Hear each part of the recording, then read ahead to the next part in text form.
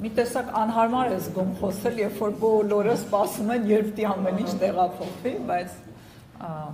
շնորհակալ եմ նախ այս հանդիպումը նախաձեռնելու համար, պարոն Զուռաբյան,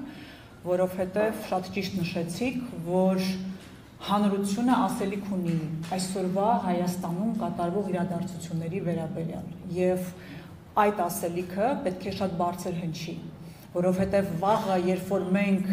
մեր դասագրքերում, պատմության էջերում կարդանք ինչ է կատարվել եւ մեր լռությունն է դրան զուգակցի, սա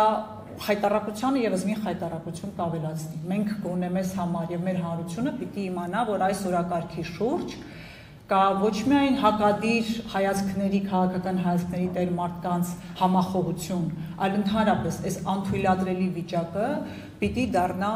բոլորի համար ահազանգ եւ այսպես ղողանջի պես մի ձայն։ Ես երբեմն մտածում եմ, որ այո, եկեղեցին էլ իր հերթին պիտի հնչեցնի եկեղեցու ղողանջները, զանգը, ձայնը առայն, որ վտանգ է առկախված մեր եկեղեցու, մեր ինքնության գլխին, հանձինս Նիկոլ Փաշինյանի եւ իր վարած քաղաքականության իր անելիքի։ Իսկ այն, որ նա չի թաքցնում, թե ինչ է պատրաստվում անել, դա այսպես բոլորիս համար ակնհայտ է եւ գուշակություններ անգամ տեղ չի թողնում, իսկ կանի չի անի։ Եվ եթե մեկին թվում է, թե նա հետ կկանգնի այս քայլերից, որը պատրաստում է նախաձեռնում է, սխալվում է։ Ուրեմն չեմ պատկերացնում, թե ինչի հետ գործում են։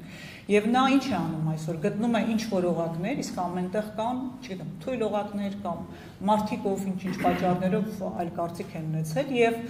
դրանց միջոցով փորձում է պայթեցնել մեր ինքնության կարևոր մասը։ Ես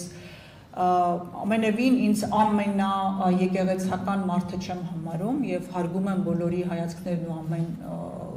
հավատք, բայց մեզ համար պետք է եկեղեցին ընկալվի ոչ թե մի բան, որին կողմ ես կամ դեմ ես, այլ հայկականության ինքնության մաս։ Եվ դա է պատճառը, որ մենք ուղղակի պարտավոր ենք գործողություններ անել, դա ցույց տալու նախ եւ առաջ, դրա մասին հռչակելու, հետո դա պաշտպանելու։ Այլապես ստացվում է, որ լռությունը համաձայնության նշան է եւ այսօրվա իշխանությունը յուրաքանչյուր լռություն մեկնաբանում է հենց այդպես։ Դե մեկ գողչեք հեղափոխություն արեք, չգիտեմ, դուրս եկեք փողոց։ Նրանք ամենևին թույլ չեն տա մտածել, որ դու կարող է ինչ-որ բան դեմ ես, կողմ չես, բայց չես մարտնչել իրենց նման որպես մի մարտնչող տգետների խմբակ։ Եվ հետևաբար ես կարծում եմ ու ամենևին ես միամիտ չեմ մտածել, որ դատախազություն ընթացք է տալու կամ որ այս իշխանության օրոք որևէ բան է կատարվելու, դա ամենևին այդ մասին չէ, բայց մեր գործն է սա անել, այդ փաստաթուղթը ներկայացնել, համոզված լինելով, որ այդ իշխանափոխությունը վաղ թե ուշ տեղի է ունենալու, ինչ միջոցով այլ հարթակի այլ հարց է քննարկելու, բայց այս փաստաթուղթը պիտի լինի փաստագրված, այնտեղ գտնվելու, որ այլ պարագայում ընթացք տրվի պատշաճ եւ բոլոր մեղավորները, ով այս ամենի մասնակից են, ընդունել են, լռել են, ասել են դե մեր աշխատանքն է գործի ենք գնում, այդ բոլոր մարդիկ պետք է այս ամեն ինչի համար պատասխան տան։ Այլապես սա մարսելը դառնալու է հետագայի մեր անվտանգության խաթարող մի բան։ Ու ես գտնում եմ, որ այս փաստաթուղթը հենց դրան պիտի ծառայի, հրապարակվի, հանրայնացվի, փաստարկված, ուղարկվի,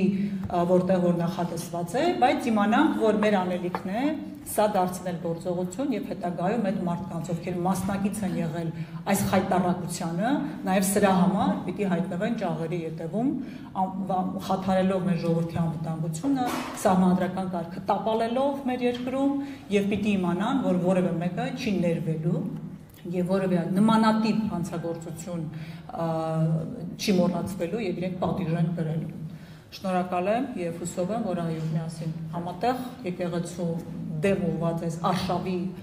դեմը պատնեշ կդնենք մի քարով եւս, որը կլինի այս փաստաթուղթը։ Շնորհակալություն։ Շատ շնորհակալ եմ ձեր արտահայտված կարծիքի համար։